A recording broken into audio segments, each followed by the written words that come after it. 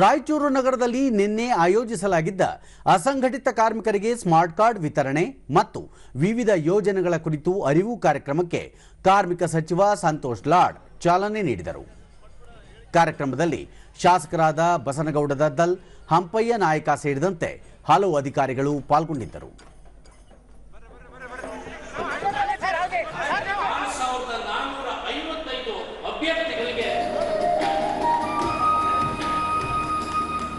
ಇದು ಕಾರ್ಮಿಕ ಆರ್ಥಿಕ ಮತ್ತು ರಾಜಕೀಯ ಖಾಸಗಿ ವಾಣಿಜ್ಯ ವಾಹನ ಚಾಲಕರ ಅಪಘಾತದಿಂದ ಮರಣ ಹೊಂದಿದ ಸಾಮಾನ್ಯ ಅತಿಥಿಗಳು ಕುಮಾರಿ ಹುಮೇರ್ ಬೇಗಂ ಅವರು ಸಹ 10,000 ರೂಪಾಯಿಗಳ ಬಳಿಕ ಸಂತೋಷ್ ಲಾಡ್ ಸಣ್ಣ ಕಸಬು ಮಾಡುವ 101 ವರ್ಗದ ಕಾರ್ಮಿಕರು ದೇಶದ ದುಡಿಯುವ ವರ್ಗದಲ್ಲಿ 83%ಕ್ಕಿಂತ ಹೆಚ್ಚಿನ ಸಂಖ್ಯೆಯಲ್ಲಿದ್ದಾರೆ.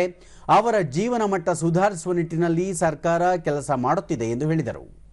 ರಾಜ್ಯದಲ್ಲಿ 6,047 ಮಂದಿ ದಿನಪತ್ರಿಕೆ ವಿತರಣಾ ಕಾರ್ಮಿಕರೆಂದು ನೋಂದಾಯಿಸಿಕೊಂಡಿದ್ದು, ಅವರಿಗೆ 2 ಲಕ್ಷ ಅಪಘಾತ ಪರಿಹಾರ ಮತ್ತು 1 ಲಕ್ಷ ವೈದ್ಯಕೀಯ ಸೌಲಭ್ಯ ನೀಡಲಾಗುತ್ತಿದೆ. ಪ್ರತಿ 1 ಗಂಟೆಗೆ 6 ಜನರು ರಸ್ತೆ ಅಪಘಾತದಲ್ಲಿ ಸಾವಿಗೀಡಾಗುತ್ತಿದ್ದಾರೆ.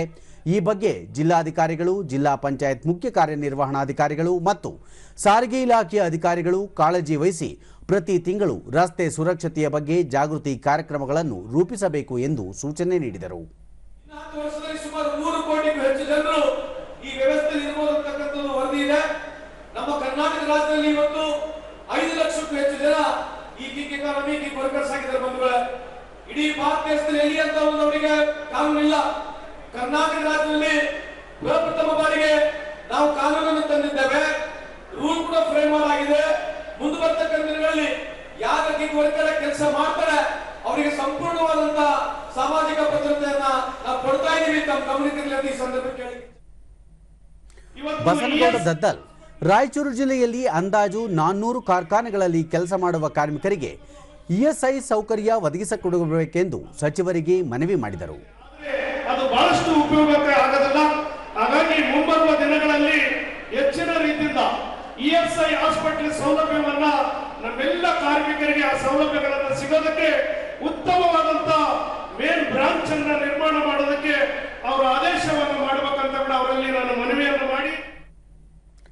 ಹಂಪಯ್ಯ ನಾಯಕ ಸರ್ಕಾರ ಕಾರ್ಮಿಕ ವರ್ಗದ ನಾಡಿ ಮಿಡಿತ ಅರಿತು ಹಲವು ಯೋಜನೆಗಳನ್ನು ಜಾರಿ ಮಾಡುವುದರ ಮೂಲಕ ಕಾರ್ಮಿಕರಿಗೆ ನೆರವಾಗುತ್ತಿದೆ ಎಂದರು.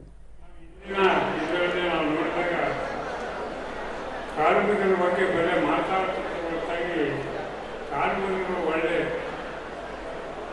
ಫಲಾನುಭವಿಗಳಿಗೆ ಉತ್ತಮವಾದ ಯಾವುದೇ ಸೌಲಭ್ಯ ಸಿಗುತ್ತೆ.